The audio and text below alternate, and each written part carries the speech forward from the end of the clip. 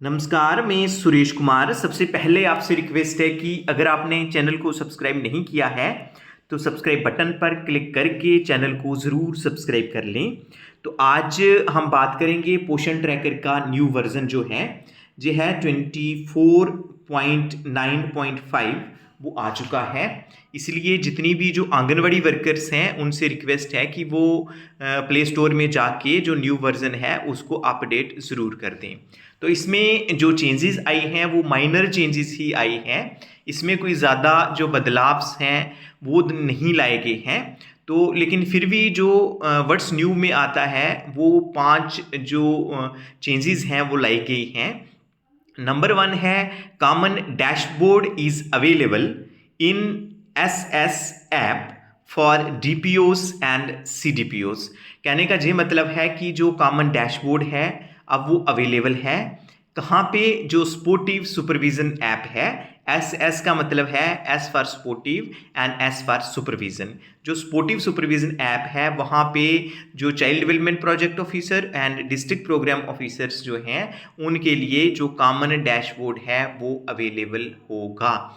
तो इसमें जो आपको पता ही है कि जो स्पोर्टिव सुपरविजन ऐप है अब उसको पोषण ट्रैकर में ही मर्ज कर दिया गया है। तो अगर हम 2 मिनट के लिए जो पोषण ट्रैकर में ही जाते हैं, जैसे ही हम पोषण ट्रैकर पे जाते हैं तो उसमें हम देखते हैं कि जैसे हम पोषण ट्रैकर को ओपन करेंगे, जहाँ पे फर्स्ट आता है आंगनवाड़ी वर्कर, दूसरा सुपरवाइजर, सीडीपीओ एंड डीपीओ, तीसरा बेनिफिशियरी। तो जहाँ जैसे ही हम क्लिक करते हैं तो अगर हम फॉर एग्जांपल जो सीडीपीओ लेवल का हमने जो किया है, जो concern child development project officers होंगे उनका जो डैशबोर्ड है ये सामने दिखता है, जहाँ पे पूरा है डेली स्टेटस क्या है, today's meeting, assigned supervisors, monthly planner, my performance, job aid वगैरह ये सब हैं। तो ये जो कॉमन डैशबोर्ड है ये चाइल्ड डेवलपमेंट प्रोजेक्ट ऑफिसर्स और वैसे ही जो डैशबोर्ड आता है जो डिस्ट्रिक्ट प्रोग्राम ऑफिसर्स हैं उनके लिए डैशबोर्ड आएगा। तो इसका जो इट मीन्स कि उनके लेवल पे, इसका मतलब है कि जो स्पोर्टिव सुपरविजन के लेवल पे जो चेंज है वो लाई गई है।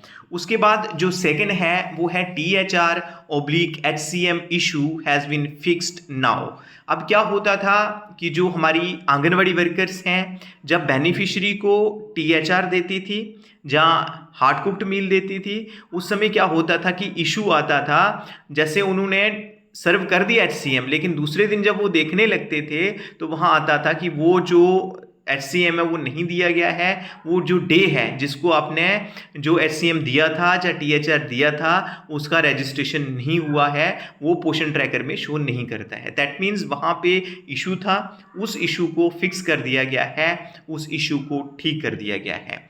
जो तीसरी चेंज है वो है LMP and ANC date selection issue is fixed. तो इसमें जैसे कि आपने रजिस्टर करना है, किसी भी प्रेग्नेंट लेडी को जब रजिस्टर करेंगे तो वहाँ LMP डेट, जैसे ही LMP पे क्लिक करते थे वो जो फोल्डर था वो नहीं ओपन होता था। जहाँ एंटीनेटल चेकअप जो है ANC है, एंटीनेटल चेकअप जो है वो प्रेग्नेंट लेडीज़ का ANC जो एंटीनेटल चेकअप है वो करवाना होता है। और वहाँ पे हमने जो डेट है जिस दिन चेक किया गया होगा वो डेट हमने अपलोड करनी होती है। तो इसमें जो इशू आ रहा था इस इशू को भी फिक्स कर दिया गया है। उसके बाद है unload random crash issue fixed.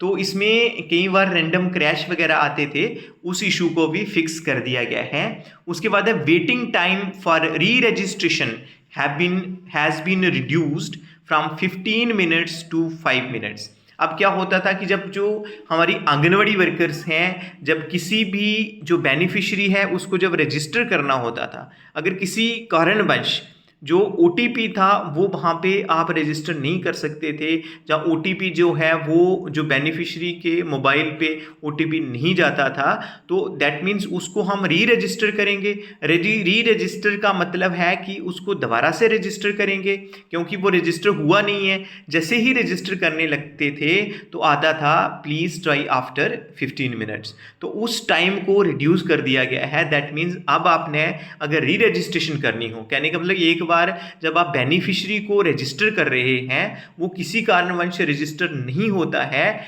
उसके दोबारा से आप रजिस्टर करना चाहेंगे तो वो 5 मिनट ही आपको वेट करना पड़ेगा, 15 मिनट आपको वेट करने की ज़रूरत नहीं रहेगी। तो ये जो स्मॉल चेंजेस हैं, ये पोषण ट्रैकर का जो न्यू वर्जन है 24.9.5 इसमें लाई गई हैं। तो आई थिंक कि अभी आपको इसके बारे में पता चल गया होगा। तो आज के लिए इतना ही, धन्यवाद।